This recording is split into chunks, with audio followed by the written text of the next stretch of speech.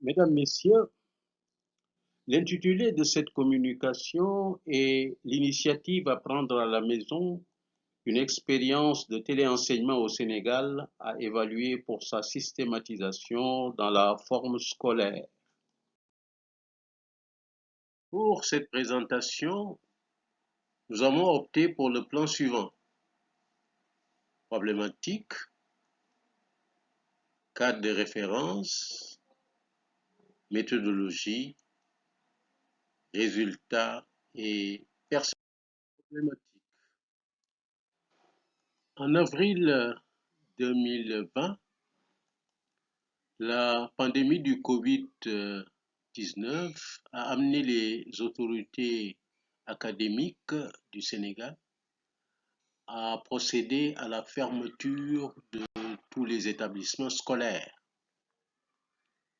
Et pour assurer la continuité pédagogique, ils ont initié une expérience de téléenseignement baptisée Apprendre à la maison. Expérience diffusée par une chaîne dédiée, Canal Éducation, et relayée par des plateformes numériques. En 2020, les résultats aux examens de fin d'année étaient meilleurs que ceux des années précédentes et suivantes. Pourtant, il n'y a pas eu d'évaluation de cette initiative en vue de sa systématisation dans la forme scolaire. Ainsi, l'objectif que nous sommes fixés à travers cette communication est de combler cette lacune en nous appuyant sur les principes pédagogiques indiqués dans le document d'orientation dédié à l'initiative. Nous avons ainsi, en nous référant au document d'orientation, soulevé deux questions. La première, la mise en œuvre de l'initiative Apprendre à la maison a-t-elle été en phase avec les principes pédagogiques indiqués dans le document d'orientation? Pour la seconde question, en quoi cette mise en œuvre offre-t-elle des possibilités pour la systématisation d'une telle initiative dans la forme scolaire dans une perspective de complémentarité pédagogique entre l'école et la maison? Pour le cadre de référence, si nous nous référons à la dénomination Apprendre à la maison et aux principes pédagogiques édictés dans la note d'orientation, nous ne pouvons qu'inscrire cette initiative dans une conception socio-constructiviste de l'apprentissage.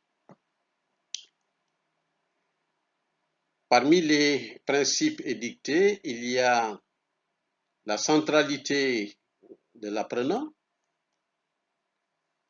le développement des compétences,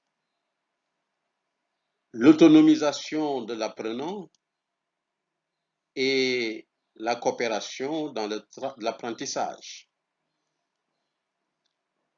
Et sous ce rapport, l'initiative est dans le principe en phase avec le paradigme de l'apprentissage. Concernant la méthodologie, nous avons opté pour l'analyse de contenu comme méthode qui a porté sur un corpus de 6 séquences d'enseignement-apprentissage simulées ciblant la classe de cours moyenne deuxième année, CM2. Chaque séquence est le résultat d'une co-construction, voire d'une co-scénarisation par un collectif de maîtres et d'inspecteurs expérimentés et porte sur les 6 domaines du programme de CM2 suivants. Vivre ensemble, initiation scientifique et technologique, langue et communication, résolution de problèmes, production d'écrits, vivre dans son milieu. La séquence dure entre 15 et 25 minutes. Elle est confiée à un maître du collectif pour sa réalisation. Il s'agit d'une séquence filmée dans laquelle l'interaction maître-élève est virtualisée. Autrement dit, le maître donne l'impression de s'adresser aux élèves d'une classe physique. Donc, il simule en leur posant des questions, en les interpellant par leur nom pour répondre aux questions. Mais il se charge de répéter les réponses virtuelles des élèves à haute voix en les appréciant au besoin.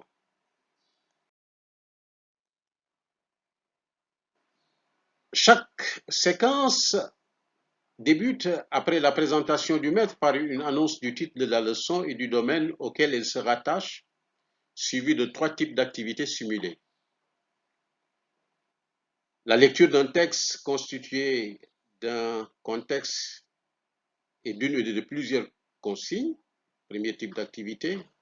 Le maître demande aux élèves de lire silencieusement le texte, puis il reprend lui-même la lecture à haute voix. La compréhension du texte, c'est une activité durant laquelle le maître demande d'abord aux élèves de relever les mots et expressions clés du texte et de fournir ensuite les explications. Et enfin, la réalisation de la tâche indiquée par la consigne, durant laquelle le maître cherche à apporter un soutien, voire un étayage simulé à travers un questionnement de guidage. Il adresse les questions aux élèves virtuels en marquant à chaque fois une pause pour donner l'impression de les laisser réfléchir avant de finir par donner lui-même la réponse. Quels sont les résultats et les perspectives? À la première question, l'initiative est-elle en conformité avec les principes pédagogiques dictés dans le document d'orientation? Nous avons relevé, au regard des principes pédagogiques donc, que l'initiative ne semble pas être en conformité avec ces principes. Elle est plutôt en phase avec le paradigme, plus avec le paradigme de l'enseignement que celui de l'apprentissage, en ce qu'elle valorise la transmission et non la construction. Car c'est le maître qui dit et fait tout en l'absence des élèves. La participation, l'autonomisation, la coopération, la construction qui doivent caractériser la posture de l'apprenant sont absentes. Alors, même si on peut relever quelques aspects relatifs à l'approche par compétences, le jargon, contexte, consigne, caractéristiques d'une situation significative, indiquée par les différents domaines auxquels se rapportent ces séquences d'enseignement-apprentissage. Concernant la seconde question, l'initiative laisse-t-elle entrevoir une complémentarité pédagogique avec le cours à l'école, le cours en présentiel? Nous avons relevé quelques aspects de l'initiative qui militent en faveur de son intégration dans la forme scolaire. Il s'agit de la co-scénarisation des séquences par un collectif constitué de maîtres et d'inspecteurs expérimentés pour donner effectivement plus de validité au contenu enseigné.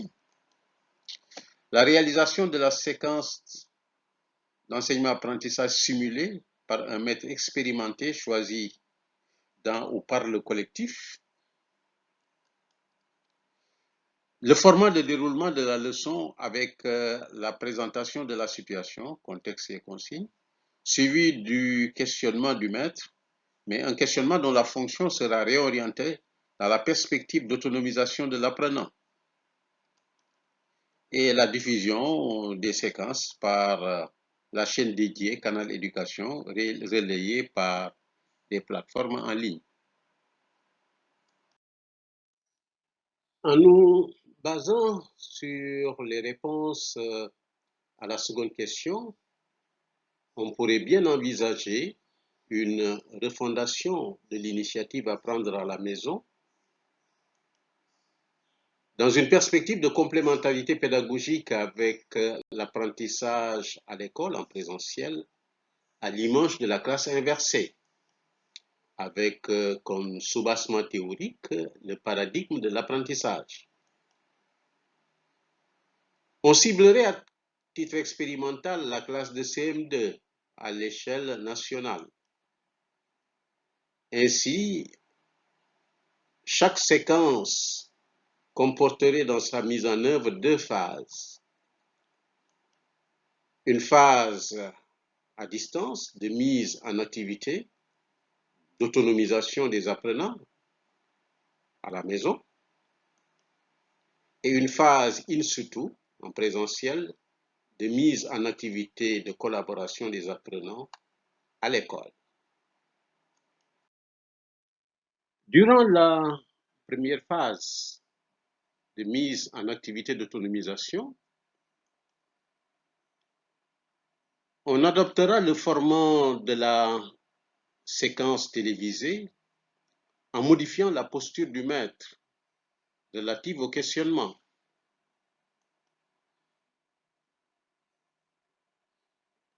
Au lieu de leur poser des questions et d'apporter lui-même les réponses, le maître leur indiquera plutôt la démarche à adopter pour construire eux-mêmes les réponses. Comment il faut faire, ce qu'il faut faire. Autrement dit, il met aussi à leur disposition des ressources ou bien les oriente pour les trouver, en leur indiquant la manière de les exploiter pour réaliser correctement la tâche indiquée par la consigne. Durant la seconde phase, in situ, de mise en activité collaborative, qui se fait à l'école, les apprenants, sous la supervision et l'accompagnement de leur maître titulaire de la classe, mutualisent leur production,